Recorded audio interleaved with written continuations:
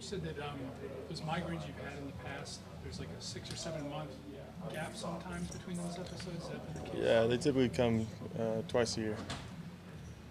Do you know when it's coming, or is it just kind of? No, it's nothing you can really control. You just try to, keep yourself out of stressful positions and continue to have regular sleep habits and a good diet. For people that haven't had them, can you explain how debilitating these can be? Depends on how bad it is, but it can get to the point where you feel some numbness in your limbs or your face. You get an aura that continues to grow within your eyesight and doesn't really allow you to see much. And then the pain is pretty tough. Did you notice anything before the game, or did it just crop up there? No. Threw a nice ball to Rashard down the middle of the field and started noticing some of the visual things. Could you talk now? It looks like Corey's going to be gone for quite a while. How is that going to affect things going? This is NFL. It's next man up. There's going to be another guy who's going to come in and work his butt off to try to fill that gap. We know that Corey is a special player for us and a big playmaker for us. We got to find someone else to step in that role. Coach mentioned that you missed putting the guys in motion on a play, and that's when he sort of thought that when he came to the sideline something was a little off. What happened with that? Yeah, I forgot to put the guy in motion. But that was just not related to that. That was just like. Yeah, my mental was a little off at the time, and I typically don't forget things like that, and ended up with a tip ball that ended up being a pick. Hey, DeShone, when we talked to you last week, you mentioned that you had a few weeks to prepare for the Steelers, but it was more compressed for the Ravens. What kind of effect? What did you learn from that shorter study time? Yeah, your time management skills have to be perfect. That you have to have a process and stay to it, and make sure that everything that comes along with that process goes as you plan it, from your diet to your sleep to your stress levels around the game, and to all the things that you're doing to prepare. So will you do anything differently for the Colts as you study for the Colts? Absolutely not. I think I was very prepared for Baltimore and the scheme that they had. And I think that we attacked it the right way, and I will continue to try to attack it as we move forward until Coach tells me that there's something off with it. For somebody who doesn't have migraines, how do you tell the difference between a migraine and concussion symptoms? Does they sound kind of similar? Yeah, they're very similar.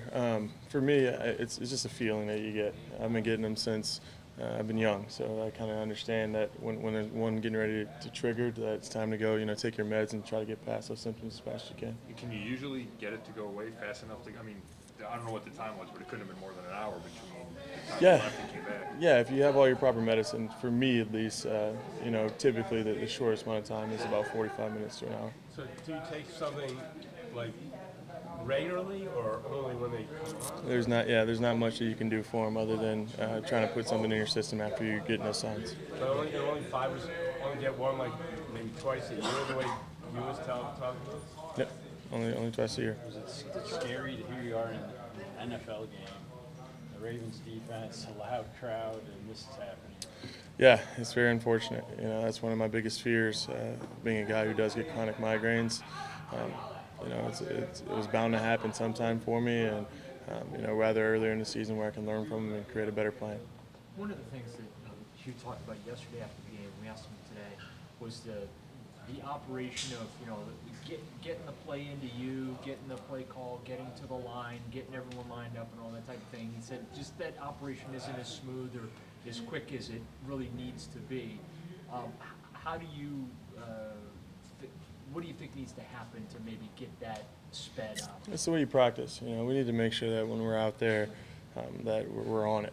That every time that it's time to hop in the huddle, that everyone's in their position, and when we break that huddle, they get to the line quickly.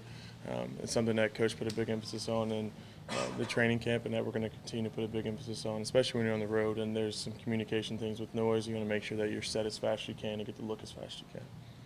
Hugh said that growth happens when you're humbled, not you specifically, but anybody. Yeah. Did you feel humbled yesterday? Absolutely. That was one of my worst performances ever in any sport I've ever played. And I'm definitely going to try to make that the biggest learning experience I possibly can and grow as much as I can from it. Could you figure out why? There's just putting the ball in uncompromising positions for my receivers is half of it. You know, throwing the ball across your body, you know, putting the ball a little hard on a running back out of the backfield, ends up with a tip ball. I mean, those plays happen in the NFL if the ball's not exactly where it needs to be. So it's my job to do whatever I can this week to try to limit those uncompromising positions for the receivers. Is it all a product of the first road game, trying to really press, play well? Yeah, I thought I was pretty prepared. I thought that I you know, was ready to go when it came to being on the road and playing against really good defense. It was just on me to make sure that I put the ball where it needs to be through another great week of practice. Sean, how do you think you did? We talked so much about getting rid of the ball faster, not hanging on to it as long. Is that still not what it needs to be? Or Well, you know, I think that kind of goes hand in hand with making sure that I'm, you know, protecting the football, whether it be a sack, whether it be a fumble, anything that's going to, you know, set us back as an offense. I'm going to have to make proper adjustments to. So last week was about getting the ball out. This week's going to be about making sure I have two hands on the ball in the pocket and once again putting the ball out of harm's way. You're usually pretty good at that, aren't you? The two hands on the ball. I am. You know, there was a veteran guy who came around the backside on me. You know, I got to understand that after you're getting into your second and third hitch, it's time to either take off or throw the ball away. Once again, that was another timing situation where I should have felt that in the pocket and either went down or got running. DeShone, is there like a seconds, like, you know, after 7 seconds, if I haven't gotten rid of the ball, it's got to go on? Is there a clock that goes off in your head? Is there a number in your head? You know, it's not necessarily a seconds thing. It's more of a feel of the play. You know, different protections are set for different defenses to come. And when you have an offensive line that we have and you have max protection on, you know you have a little more time. When you're in quick protection stuff, then, you know, the time is a little less.